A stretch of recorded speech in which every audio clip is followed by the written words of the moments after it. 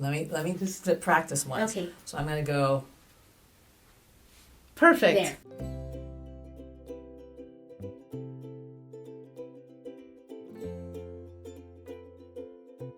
Hi, everyone. You're watching the Light of Care podcast on YouTube or listening to us on Spotify.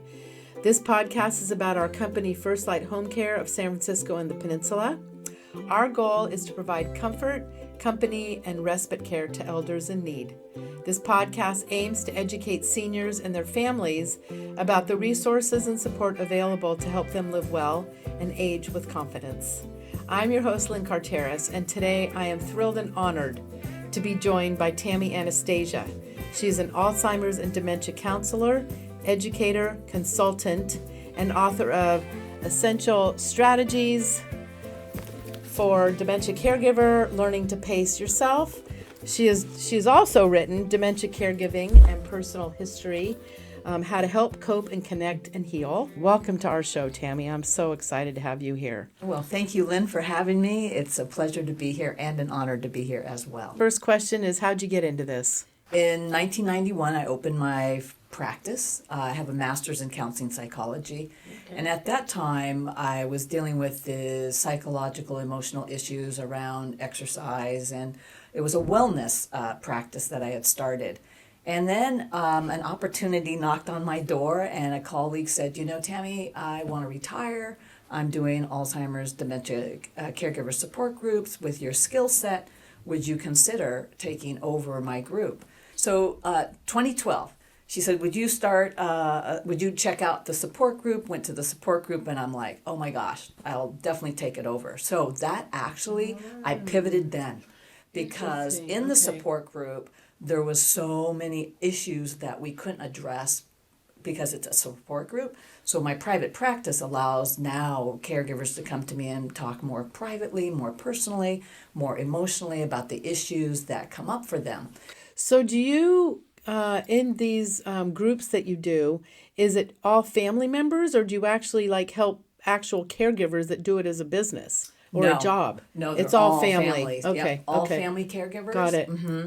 But my goal each time with a client is did I educate them? Did I give them more insight than before they came? And are they more equipped? I'll equip them with some care strategies, but really able to educate that a lot of times they don't realize what they're telling me is super normal for a person with dementia. Of course, most people think they're the only person on earth that's dealing with this, when once they hear one other family dealing with the same thing, all of a sudden they're like, I'm not going crazy. This is very common, and probably easier for you to then strategize. Well, it's really important to normalize the experience. Yeah. So one of my favorite things when people come into the support group, they'll say, I don't know if anybody has had this experience, but does your loved one? I'm like, okay, everybody, raise your hands, right? Everybody raises hands. Yeah.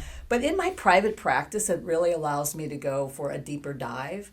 And there it's also to normalize, right? Am I going crazy? My loved one does this. I get very angry. I get very frustrated. Well, to be expected.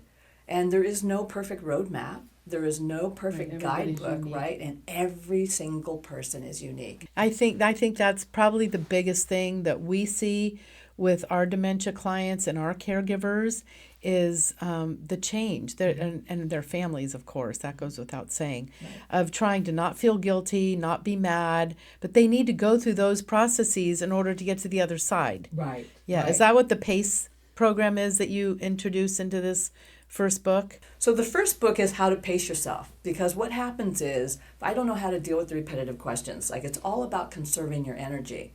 We don't know how long this journey is going to take. Could be a long time. It could be a very long time. And so I'm coming right out of the gate and I'm engaging in this and I'm depleting my energy. So I came up with the PACE acronym, How to Pace Yourself. So the P in the PACE stands for permission to trial and error. We need to provide structure, patience.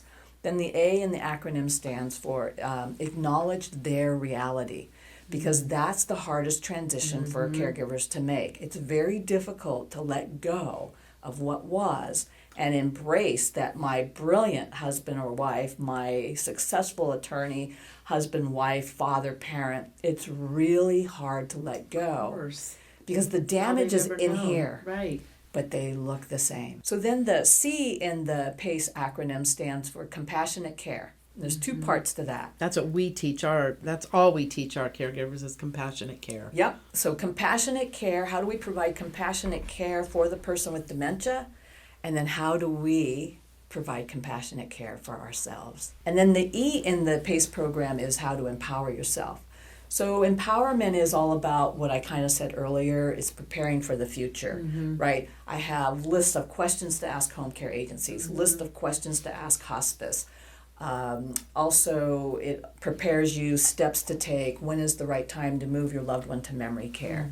And also the legal, the medical, what forms do you need to fill out? What should you have? Have emergency plan. Let's say the mom, and I'm the daughter, is telling me that I look ugly or whatever it is that would really upset most people. Right. What do you say to the caregiver? First of all, let me get a better understanding of the relationship between the mom and the daughter. So we go back, history. We do. Yeah. Because that's significant information for me to have. We can't dismiss years and years and years and years of this relationship pre-dementia.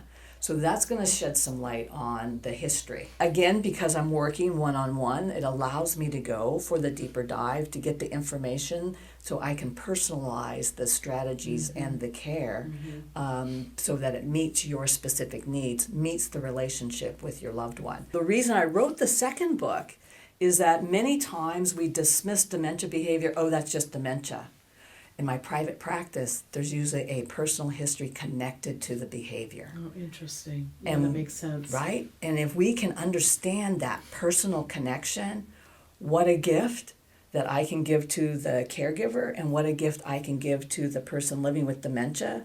Because truly, the real motivation for writing my second book, honestly, is I truly feel we can use this dementia journey to heal old wounds in the person living with dementia, but it's also an opportunity to heal old wounds in the caregiver. I want you to give me one of your favorite stories. So I have a client moved his loved one to a care community. Okay. And the wife is screaming a lot, I'll be a good girl, I'll be a good girl, I'll be a good girl. Why are you doing this to me? I'm so sorry. So I said, did she come from a family where she was really criticized and ridiculed?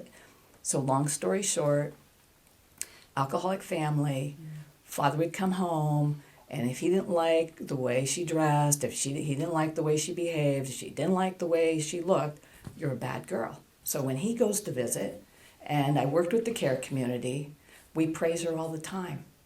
Guess what? It's not I'm a bad girl anymore. A lot of caregivers, especially family caregivers, feel alone, even when they're surrounded by all their family. What does true support look like? A lot of family dynamics come to the surface when we're caring for a loved one living with dementia. Yeah. And everybody has got a role in this family. And this role's been in place, these dynamics have been in place for years and years and years. Decades. And decades, right? So I get the lay of the land. And who are we banging our head against, trying to get them to do something? It's not happening. Then we got to switch gears. I will advocate and support the family caregiver. I will do whatever it takes so they are supported, because it is critical. They're the ones that are doing this hands-on. And if a loved one doesn't get it and they're challenging the caregiver, my private client, I have to say I become very protective. I definitely want you to come give some training to our caregivers. You've been amazing. Thank you for having everyone, you have to buy these books. Tami's going to tell you where to find her and how to get these. So you can go to TamiAnastasia.com, which would be my website, www. And then you can find my 2 books on Amazon. That would be the easiest way to get those. And I do sell them for bulk orders. You could go through my website, and if you would like for your staff or care community or for your families, please feel free to contact me through my website. Well, I just want to thank you for being here. We have more interviews on the way. For now, a huge thank you, of course, always to my team that gets this prepared and edited and out there. Please don't forget to listen to our podcast or watch us on YouTube. You can also get more information on our website, thepeninsula.firstlighthomecare.com. Please like and subscribe, and we'll see you next time.